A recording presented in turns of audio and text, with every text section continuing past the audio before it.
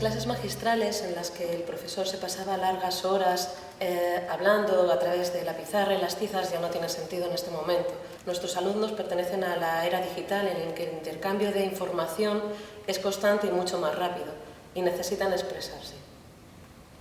Además, ese uso de los medios digitales tan habitual en ellos les convierte casi en creadores ahora mismo. Están continuamente con las cámaras de los móviles, grabando vídeos, fotos, subiéndolo a internet, están haciendo aportaciones, como quien dice, a la cultura visual, pero no son conscientes de su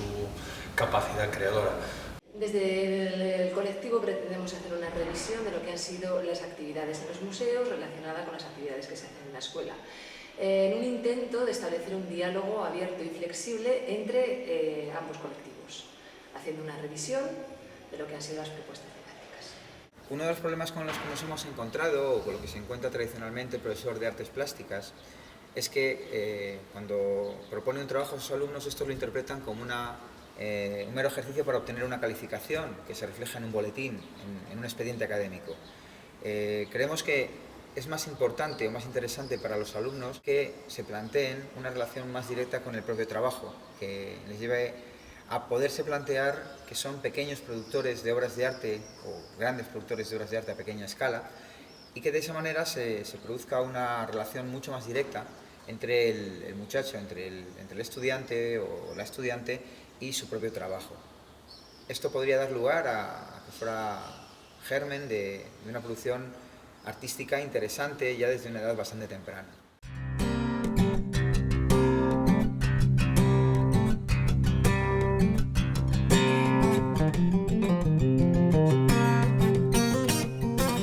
Bueno, pues Realizarte es un proyecto que nace a partir de la necesidad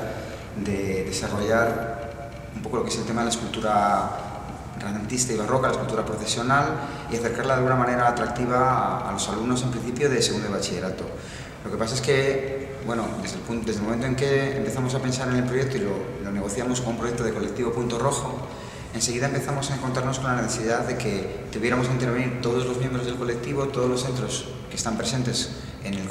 como recomendados por el colectivo, y que además pudiéramos intervenir también con instituciones importantes como pudiera ser en este caso el Museo Nacional de Escultura.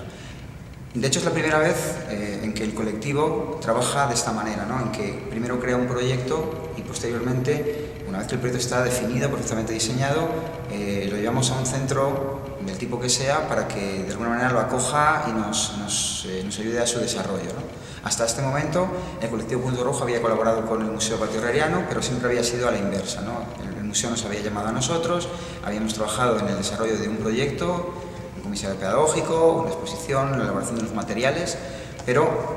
siempre había sido primero iniciativa del museo, de la institución. En este caso hemos dado la vuelta al proceso y hemos sido nosotros los que hemos sentido la necesidad de llevar un proyecto a un espacio museístico, y de esa manera hemos tratado de, bueno, pues a través de reuniones, de convencer a la dirección y al personal del museo de que pudiéramos desarrollarlo aquí de esta manera. Nos parece muy importante contar la manera que tiene de trabajar el colectivo, porque es la misma manera que tiene de desarrollar los proyectos. En el colectivo Punto Rojo está compuesto por una serie de profesores de diferentes disciplinas y áreas que tienen que ver con la educación artística, y a la hora de realizar el proyecto lo que hicimos fue que cada disciplina acogiera una parte del proyecto, pudiera desarrollar perfectamente una parte del proyecto. Nosotros dentro del colectivo trabajamos de una forma muy cooperativa, colaborativa, que creemos que es una manera de trabajo fundamental en los tiempos que corren, y eso es lo que hemos traído al proyecto Simulacri. Bien, cada disciplina desarrolla una parte del proyecto, y el proyecto en conjunto no se entendería sin cada una de estas piezas. De tal manera que el colectivo ha desarrollado este trabajo para que todas esas piezas encajaran. El colectivo Punto Rojo combina de alguna manera el desarrollo profesional que cada uno de nosotros tenemos con el desarrollo del propio colectivo. Realizamos esfuerzos titánicos para poder reunirnos, pero procuramos hacer una reunión semanal en la que exponemos el proyecto que tengamos que desarrollar en ese momento. En el caso del proyecto Simulacri, nuestras primeras reuniones y nuestras primeras puestas en común fue diseñar de qué manera cada área y cada disciplina tenía una parte de desarrollo en el proyecto. De alguna manera se hace permeable la dinámica de trabajo del propio colectivo con la propuesta del proyecto. Es decir, que según hemos trabajado nosotros, que somos un colectivo de profesores a los que nos interesa muchísimo lo que es el proceso y el desarrollo del proyecto, así lo hemos trasladado, esta mecánica de trabajo lo hemos trasladado para desarrollar el proyecto Simulacri. De qué manera cada grupo de alumnos, cada disciplina que forma parte del proyecto puede desarrollar la parte que le compete. El proyecto Realizarte es un proyecto de largo recorrido que lo desarrollamos a lo largo de todo el curso según las fases en lo que lo hemos organizado, lo hemos dividido. Empezábamos con una continuación del proyecto que llevábamos de 2 años realizando con el Patio Herreriano, que era el comisariado pedagógico, y que, como hemos hecho esos años anteriores, ese comisariado pedagógico nos permitía intervenir como comisarios en la sala 0 del Patio Herreriano y crear una exposición que es a su vez nuestro libro de texto y el punto de partida desde el cual vamos a trabajar con nuestros alumnos en todas las áreas de todo el profesorado que formamos el colectivo, en educación plástica, en historia del arte y en historia. A partir de esa exposición, que toca el tema del cuerpo como en base de la creación contemporánea, desarrollamos el proyecto del colectivo, ya que el trabajo final de los alumnos se va a desarrollar a partir de su propio cuerpo, como materia prima de la creación de las esculturas. Así, con el estudio de la imaginería barroca y la relación entre lo clásico y lo contemporáneo, establecemos una unión que nos permite abarcar desde la escultura procesional barroca hasta lo más contemporáneo de ahora mismo, y los alumnos acaban entendiendo todo el proceso creativo a lo largo de la historia y de las distintas tendencias. Dentro de las actividades que hemos realizado en el proyecto, podemos diferenciar claramente como 2 bloques, ¿no? Por un lado estarían las actividades que llamamos actividades en torno al proyecto, que muchas de ellas son actividades preparatorias o incluso actividades formativas que tienen que ver tanto con el colectivo Punto Rojo como con los alumnos y la relación, digamos, con el objeto de estudio. Y luego, por otro lado, tendríamos las actividades que están realizadas dentro del propio proyecto, que sí, esas sí son, casi podríamos definirlas como actividades curriculares, por decir así. Los chicos las realizan dentro de sus horas de clase, dentro de sus trabajos, para ser evaluados como tales. Las actividades en torno al proyecto, que yo creo que son las que ahora vamos a saber un poco, tienen que ver precisamente con esa preparación. Entonces, podemos contar, por ejemplo, pues que lo primero que hicimos fue, a partir de las propias reuniones del colectivo El Punto Rojo, como habíamos hecho el comisariado pedagógico de la exposición del cuerpo significante en el Museo Patio Herreriano, y como queríamos utilizar el cuerpo como herramienta de trabajo para este proyecto, fue visitar el colectivo entero y de esa manera visitar la exposición para empaparnos un poco desde un punto de vista más contemporáneo la exposición y tratar de sacar de allí algunas posibles lecturas que pudiéramos aplicar a las actividades que queremos hacer luego con los chicos, ¿no? Del mismo modo, el colectivo también se desplazó al Museo Nacional de Escultura, visitamos el museo, visitamos las salas, tratamos de seleccionar nuestros objetos de estudio en función de nuestras áreas, de nuestras necesidades o de nuestros intereses, y ese mismo proceso lo repetimos con los alumnos. Los alumnos asistieron a la exposición del cuerpo significante en el Museo Patio Herreriano, trabajaron el aspecto del cuerpo desde un punto de vista muy contemporáneo y formativo, y luego vinimos al museo, donde no solamente hicimos la clásica visita pedagógica de revisión de las salas, de las obras, explicando a los autores, sino que, por ejemplo, en el caso de los alumnos más mayores, pues llevaron a cabo análisis in situ, comentarios de obras, se explicaron unos a otros, incluso tuvieron la oportunidad, que considero magnífica, de haber podido visitar el taller de restauración del museo y, de mano del restaurador, del conservador principal, pues ver cómo era el sistema de trabajo, cómo se intervenía sobre las esculturas y las principales patologías que se iban a encontrar, pero que no iban a poder ver porque realmente las esculturas del museo están todas impolutas, ¿no? Entonces, yo creo que fue una parte bastante importante porque ayudó de alguna manera a que los chicos entendieran que la conservación del patrimonio era también algo fundamental y que este era también otro de los objetivos del proyecto. Bueno, del mismo modo que nosotros llevamos a cabo procesos de negociación en nuestras reuniones a la hora de plantear las actividades, los chicos también tuvieron que hacerlo porque no embargo éramos 6 centros trabajando en un único proyecto, en un mismo proyecto, y fue para nosotros muy importante el hecho de que que los muchachos se relacionaran entre sí, los de un centro con los de otro, sobre todo en aquellos casos en los que las actividades se tocaban de alguna manera, ¿no? Que se aproximaban, que eran tangentes o que directamente se interferían unas con las otras, ¿no? Entonces eso fue muy enriquecedor porque relacionamos realidades muy diferentes, estilos de trabajo muy diferentes, identidades incluso de nuestros centros que también eran distintos, centros públicos, centros privados, escuelas de artes. Hemos realizado unas visitas que podríamos hacer una metáfora con una especie de viaje, ¿no? Iniciamos el viaje yendo al museo y dentro del museo suceden cosas, salimos de viaje con una maleta, nuestro viaje al museo, esa maleta se llena de cosas y es en el aula y es dentro del propio proceso del proyecto en el que esa maleta se complementa.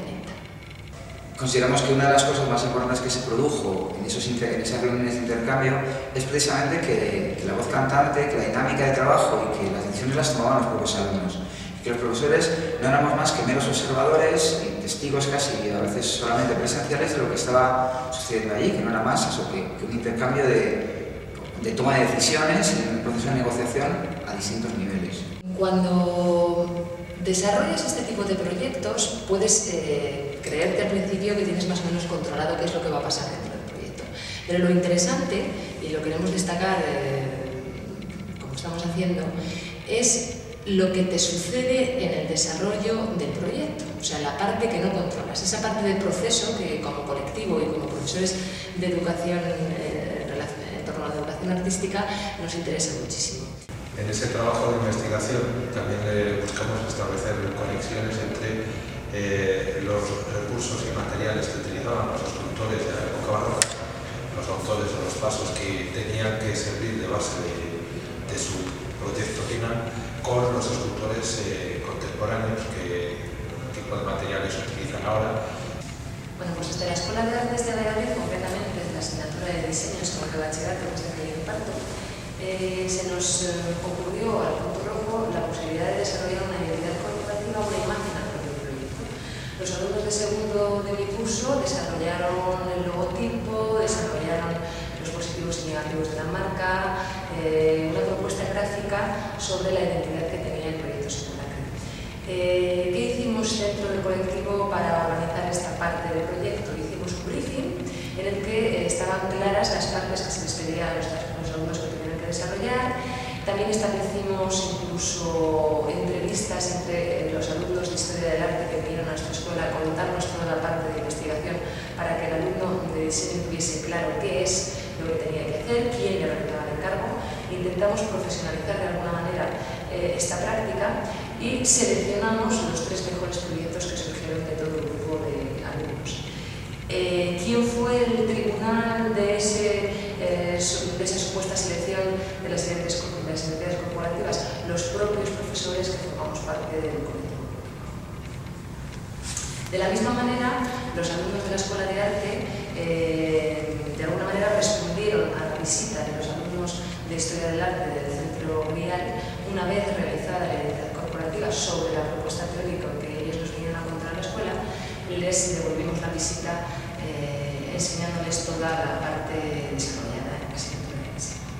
Y de esta manera los alumnos de la escuela pudieron conocer todo el desarrollo de las esculturas del proyecto secundario. Una de las partes importantes del proyecto era tratar de establecer un vínculo entre todo el proceso de conservación de una escultura, de una obra de arte, de un museo, y la propia indagación o la investigación que tuvieran que hacer los chicos. Por eso, el trabajo se realizó a partir de unas fichas, supuestamente fichas técnicas, que contenían pues, todos los datos de la escultura, los datos de investigación, incluían fotografías hechas por los propios muchachos, pero que además de los datos meramente técnicos, incorporaban también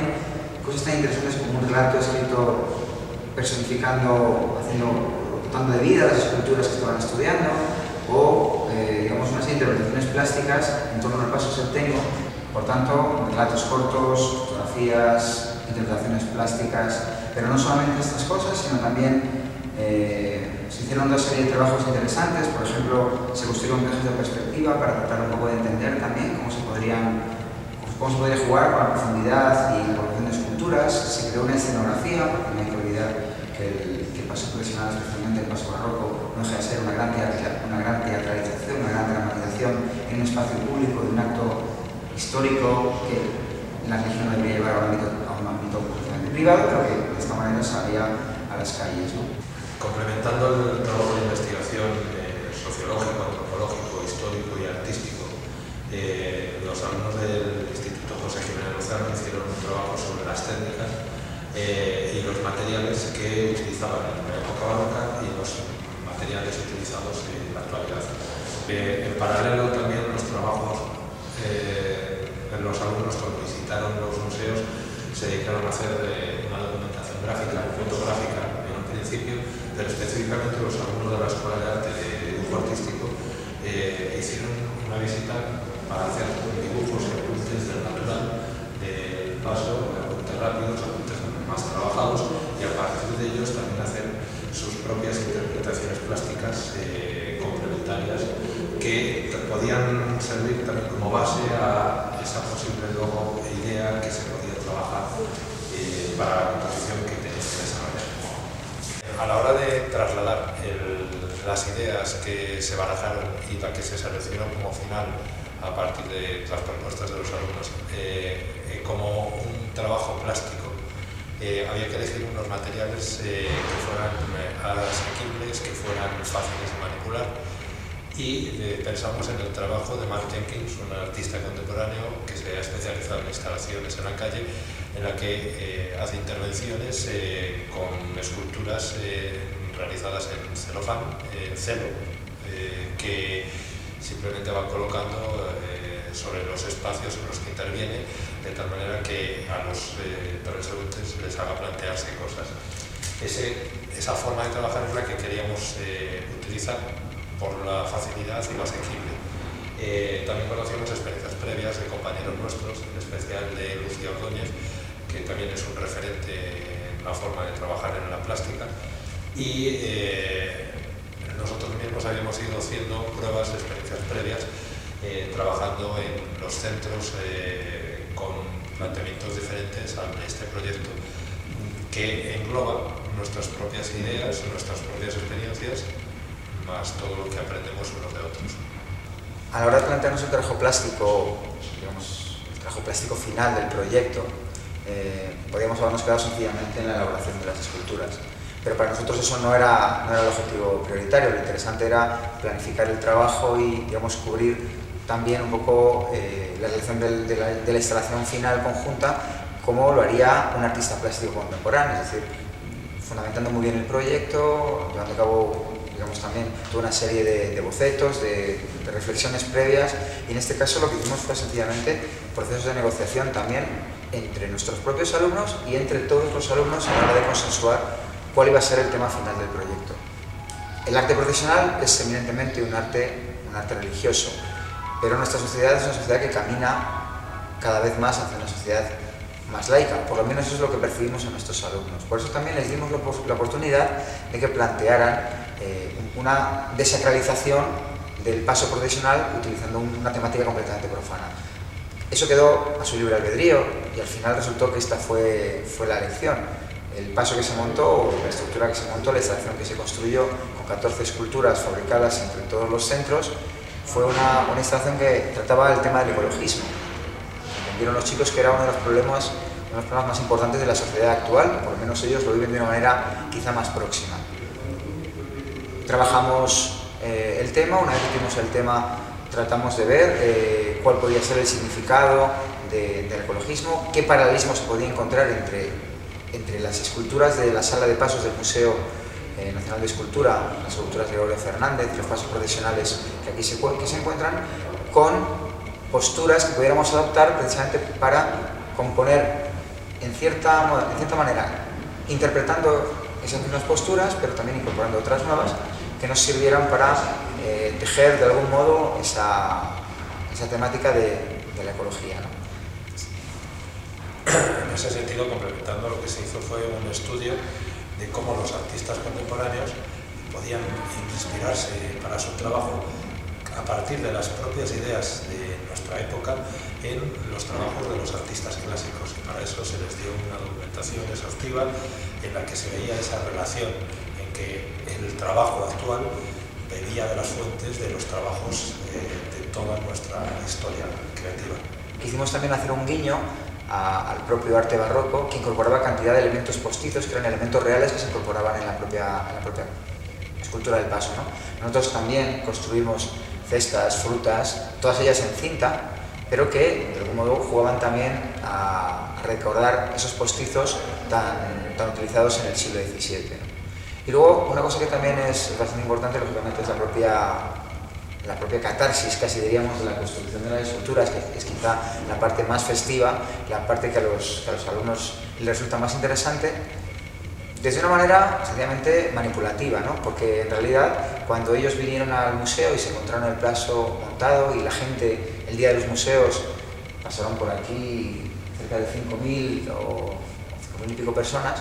bueno, pues la posibilidad de que una obra suya estuviera en el museo ya lo valoraban de otra manera y hacían una lectura muy distinta del trabajo que habían hecho, y desde luego una buena parte de los alumnos que se vieron implicados en el proyecto pues no solamente se quedó con la mera construcción de las esculturas, sino que entendió que la escultura no era más que el paso final o el último el remate final de un proceso más largo que tenía sentido cuando uno miraba hacia atrás. Descubrieron todo el proceso creativo porque participaron de él, lo vivieron en primera persona, y entonces fue cuando realmente lo entendieron. Aunque aparentemente parezcan macizas, son esculturas huecas. Lo que hicimos sencillamente fue vaciar el cuerpo de nuestros propios alumnos, con lo cual aquí se puede ver, ¿no? Aquí se puede ver que son huecas.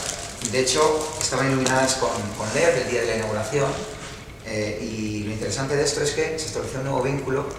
dentro del proceso, ¿no? Dentro del proyecto. Teníamos el cuerpo significante como